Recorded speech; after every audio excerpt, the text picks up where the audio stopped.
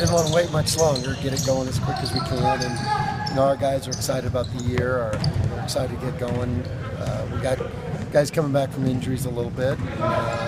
We'll bring them along slow. And the nice thing about the new rules, you have 30 practices in 42 days, and so you don't have to overdo it right away. You can kind of bring them along slowly. What has you most excited about this season?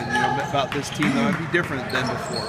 Well, every team establishes its own identity and who they are, and different combinations that we got to figure out as coaches. And I think this team presents a lot of challenges for us to figure out what pieces go with what pieces, and so that's going to be a lot of fun for the coaching staff to figure that out. And there'll probably be some growing pains along that lines. And I think last year we saw how James Webb emerged as a great player and an all Mountain West player. And so I'm just kind of excited to see who's going to do that this year. Is there something ceremonious about doing it at 6:30 a.m. or just before class?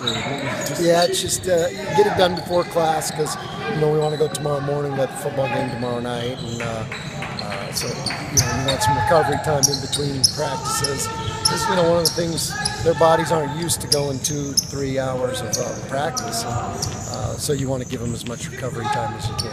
Are you a morning person, Coach Rice? Well, during basketball season, I'm kind of boned. So it's, but our guys like going in the morning, getting up, getting after it, and I kind of enjoy that too right now.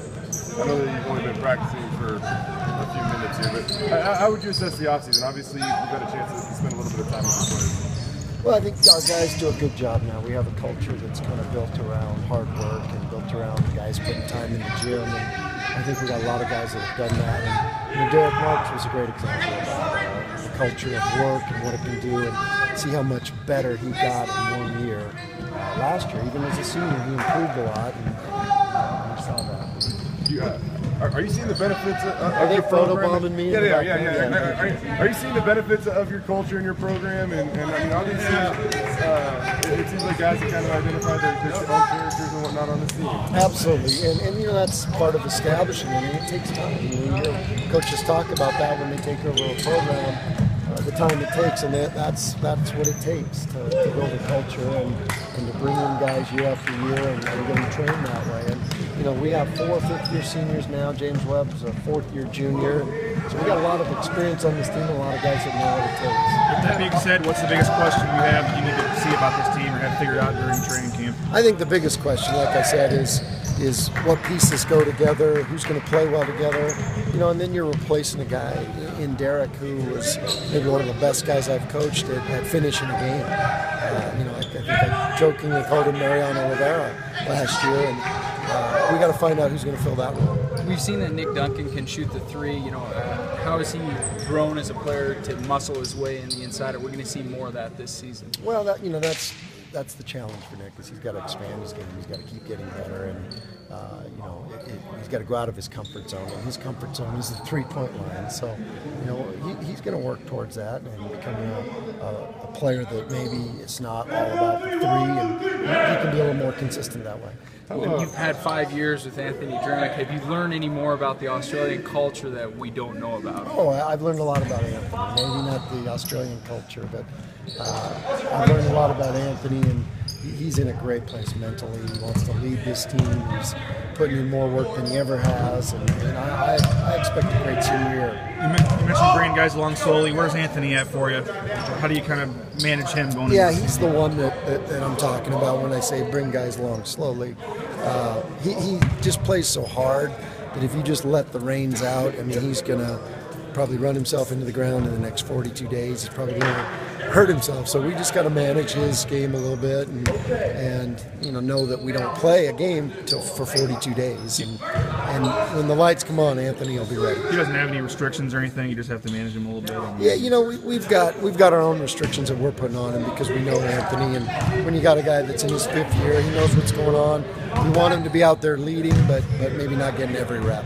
Yeah, how nice is it just to have him out here in practice? Because a lot of times in years past, he was here maybe, but he was watching, or just because he couldn't participate. Right, and when you're on the outside, you feel like you're on the outside, and so it's important that we keep him right in the middle of things, but like I said, maybe not give him every rep. Do you like having 6 seniors and 5 freshmen on this? A good balance group? Yeah, it is a good balance because we got a good core of young guys that are going to be great in the future, but we got the leadership of these veterans that know what we're doing and know what our expectations are and can kind of really help bring the freshmen along. This group of freshmen is going to be coached better than this group of seniors ever was because they got this group of seniors to help, and that's going to make a big difference. Did you ever expect Webb to break out like the way he did? I don't think anyone could have, but it's a credit to him. It's a credit to his hard work, and it's a guy that immersed himself in the culture of what we're doing, and it's made a difference in him, and now he's bought in. And I think we're going to see another jump. How do you manage him? And I mean, he's already getting talked about being in the draft next year, and he went to that camp and everything. How do you manage the hype, I guess, and keep him focused? You just keep the focus on what makes him good, and you don't buy into any of that. And he's doing a great job with that. I was concerned, because he got all that attention this summer. And he's done a great job with that, and so there's no worries there. I think he's doing the best job he's done as far as being a leader, and he's a great player because he plays so hard, and he knows that. Chandler, the way that he finished the season, you got him involved more and more. Yeah. By the end, he seemed a lot more comfortable to mature kind of a little bit. How his growth and how big is that? Yeah, I've seen a lot of growth from his freshman year to sophomore year, and that's what we usually see now. The challenge for Chandler is a lot of times in practice he's going to have to guard Anthony, so he has no choice but to toughen up, and so that's going to really help him. And Anthony's doing a good job of mentoring him, maybe some tough love sometimes, but Chandler's got a chance to be a great player if he wants to work hard, and keep developing. I don't think anybody's going to mistake you guys for the swim team this year. You seem to have more size than you have in the past. How's that going to help you guys moving forward with the size you have now? Well, the good thing about the size we have, we haven't compromised our skill, and we probably added more athleticism. We got big guys that can move, that can handle the ball, that can shoot the ball, and that's the way we like to play.